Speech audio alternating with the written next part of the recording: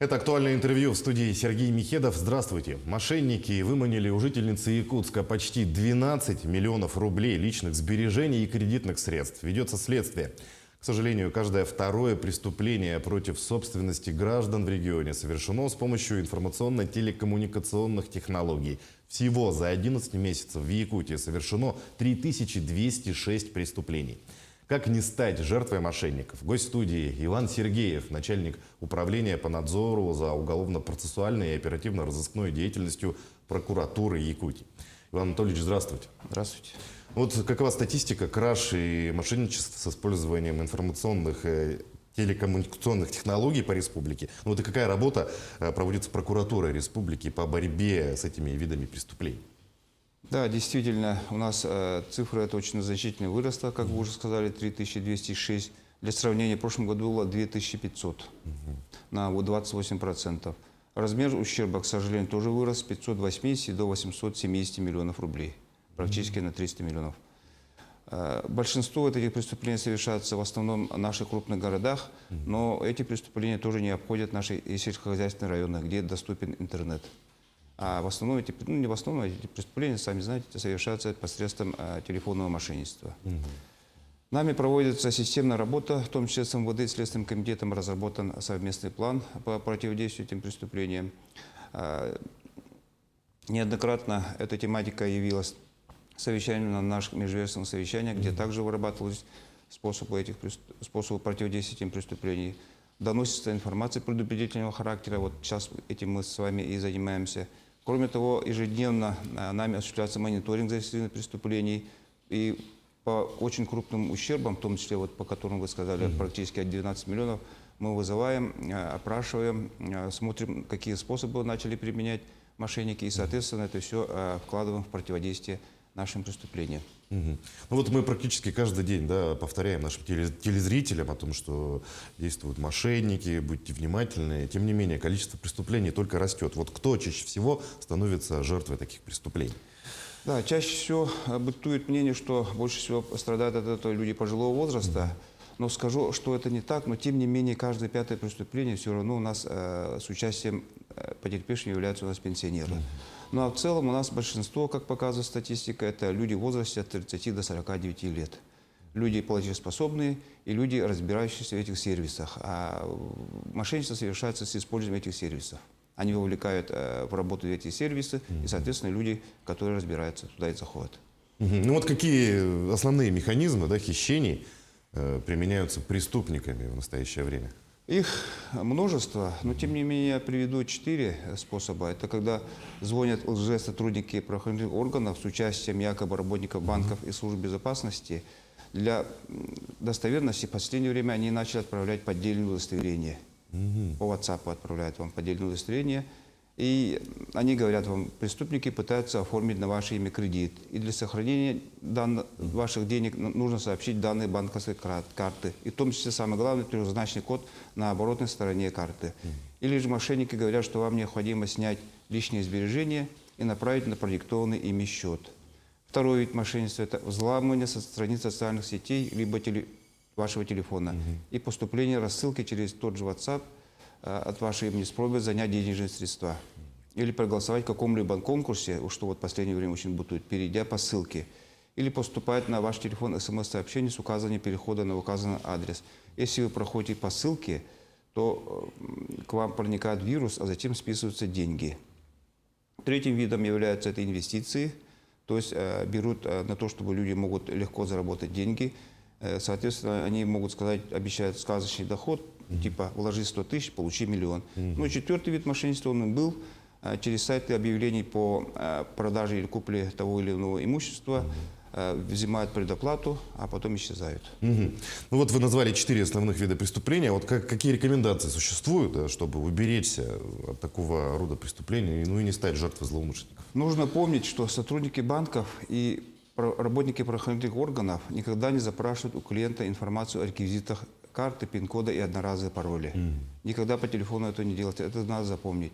При поступлении таких звонков прекратите разговор и сами перезвоните на горячую линию банка.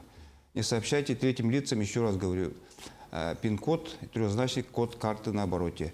случае, когда вам поступают разного рода рассылки, я еще раз говорю, по ссылкам не проходите. Может поступить вредоносная программа, с помощью которой они потом спишут деньги.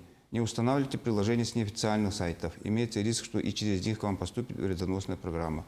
Если вы решили вступить в инвестиции и как-то заработать, то сначала проверьте на сайте Центробанка России наличие обязательной лицензии, либо посмотрите все на сайте Московской биржи.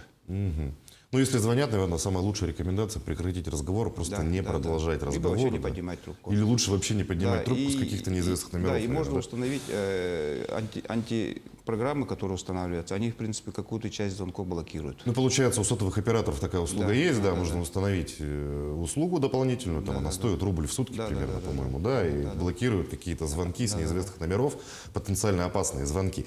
Ну вот, а что делать человеку, если вот он уже стал жертвой мошенников, какие меры предпринять? Сразу же необходимо позвонить в банк, сообщить о проблеме и заблокировать карту. Если вы разбираетесь в своих сервисах, попробуйте отменить перевод в личном кабинете банка или в мобильном приложении. Запросите выписку счета, где будет указано, куда переведены деньги, и сразу параллельно обратитесь в органы полиции. Органы полиции, да. Ну вот какие меры предусмотрены законодательством для возврата уже похищенных денежных средств? Вообще есть ли такая возможность вернуть похищенные средства? Ну, конечно. Необходимо обратиться в банк с заявлением об оспаривании перевода. Для начала позвоните, как я уже сказал, на горячую линию или службу поддержки. Там вам окажут полную юридическую консультацию. Чтобы отменить перевод, необходимо описать ситуацию, указать все обстоятельства перевода, его дату, сумму и реквизиты получателя. Это все надо делать сразу моментально, как это все случилось, когда вы осознали, что у вас похищают деньги. В случае отказа банка вернуть ваши деньги, возникший спор возможно решить в судебном порядке.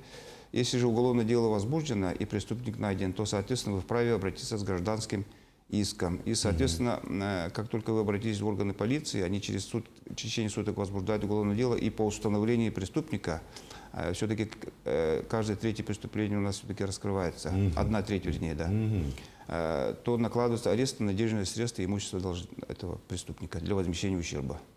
То есть треть преступлений в настоящее время вот таких дистанционных раскрывается, да? То есть можно сказать, что цифра-то растет, да? Какие вот средства помогают в раскрытии таких преступлений, какие-то, может быть, современные методы ведения следствия? Своевременное обращение. Своевременное обращение. То есть... И полное активное способствование. Чтобы органы следствия не шли в суд и обращались, там время теряли, чтобы взять на данные ваших счетов, вы как владелец можете сразу же предоставить выписки своих банков. Ну, то есть, если вдруг такое преступление произошло, сразу же нужно обращаться в полицию, то есть в банк, в полицию, все данные предоставлять. Чем быстрее данные будут предоставлены, тем больше вероятность, что преступление будет раскрыто. Ну вот почему люди до сих пор верят мошенникам? Уже не первый год мы понимаем, что такие преступления существуют практически ежедневно, вот из средств массовой информации мы повторяем о том, что не берите звонки, не общайтесь с неизвестными людьми, и все равно такие преступления совершаются. Вот почему люди до сих пор верят? Надо учесть, что с той стороны телефона, чтобы обмануть и выманить у вас деньги, звонят подготовленные люди. Своего рода психологи. Они проходят все равно психологическую подготовку. У них все роли распределены. То есть главная задача мошенника же сбить с толку, вызвать у потерпевшего чувство тревоги, не дать время обдумать свои действия и поступки. Они загоняют вас в угол. Они пользуются эффектом внезапности и повергают вас в стресс такими формулировками. С вашего банковского счета пытаются деньги списать, на ваше имя пытаются оформить кредит, ваш счет блокирован. При этом они говорят очень убедительно, еще раз говорю, обладают грамотной речью, называют вас по имени, отчеству, знают номер телефона и нередко осуществляют звонок с подмены номера. То есть вы видите, что не с сотового телефона пришел звонок мобильного, а с какого-то госоргана, и вы можете поверить. Это через IP-телефонии делается очень просто. То есть у вас может быть звонок, как будто вам идет звонок с органов полиции. И человек в состоянии стресса и боязни потерять свои сбережения, когда торопит, чаще всего поддаются на уловки и передают злоумышленники все свои реквизиты, с помощью которых потом они совершают эти хищения. Ну, плюс используют, межведомственное взаимодействие, так называемое, то есть это организованная преступная группа, где звонят и сотрудники органов ФСБ, полиции, как будто бы. По примеру вот этой женщины, про которую вы сказали, которая потеряла порядка почти 12 миллионов. Вот, кстати, давайте расскажем подробнее про эту историю, очень большая сумма. Ей позвонил якобы начальник службы безопасности с предыдущего предприятия, где она работала. Позвонил и очень серьезным голосом поставленным сказал, что вам через некоторое время позвонит следователь органов Федеральной службы безопасности, будьте добры ответить на все вопросы. То есть ее называли по имени и отчеству, все, и она, женщина, поверила. Через некоторое время действительно позвонил мужчина, представился следователем ФСБ и сказал, что она подозревается в финансировании вооруженных сил Украины. И по этому поводу с ней надо будет провести работу. И сейчас вам позвонит работник Центробанка, и, соответственно, действуйте по ее инструкциям.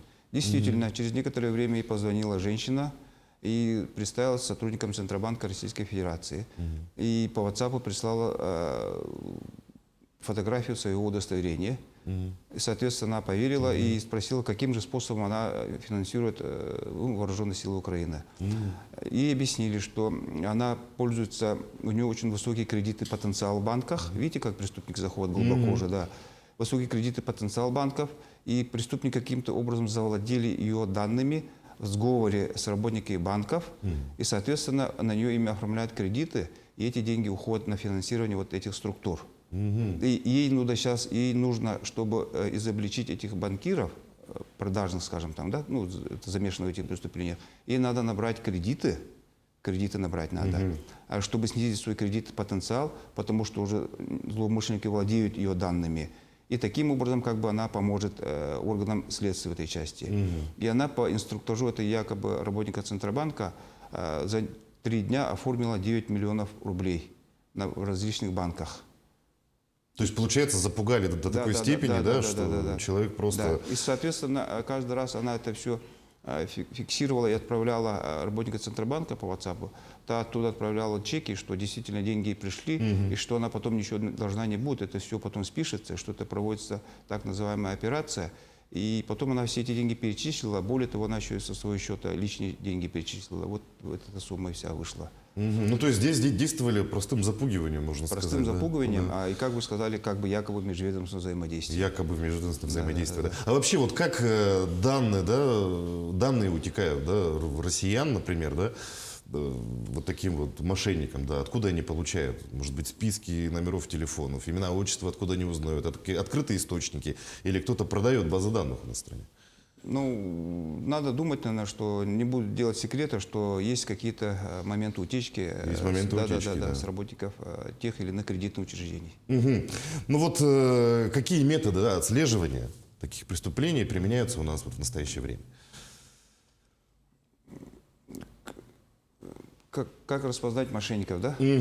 Кроме привлекательной низкой цены применяют следующие схемы. При обнаружении объявления о продаже имущества, в том числе на Авито, они заводят диалог с потенциальной жертвой, а тем присылают ссылку, чтобы оплатить товар. Они, естественно, торопят, что имущество может уйти. Сайт, на который ведется ссылка, может выглядеть как настоящий. На самом деле он поддельный. Когда человек оплатит товар, мошенники заберут, деньги исчезнут. Надо помнить, что настоящий продавец никогда не будет присылать ссылки на оплату. Это все должен сделать сервис. Кто более или менее знаком с платежным сервисом, оно так и идет. И в любом случае не надо переходить по ссылкам. Ну, соответственно, ну, как я уже говорил, они просят перевести деньги на специальный безопасный счет, они торопятся с покупкой, как я уже сказал. И по разговору они могут сказать, давайте перейдем на другой мессенджер. То есть могут уйти с этого мессенджера. Поэтому в этом плане надо быть очень внимательным. Ну что ж, Иван Анатольевич, наше время подходит к концу. Большое спасибо, что нашли время, пришли к нам, ответили на наши вопросы. Желаем дальнейшей успешной работы на благо республики. Спасибо. К гражданам хочу обратиться, будьте бдительными. Спасибо. А я напомню, вы смотрели актуальное интервью. Оставайтесь на нашем канале.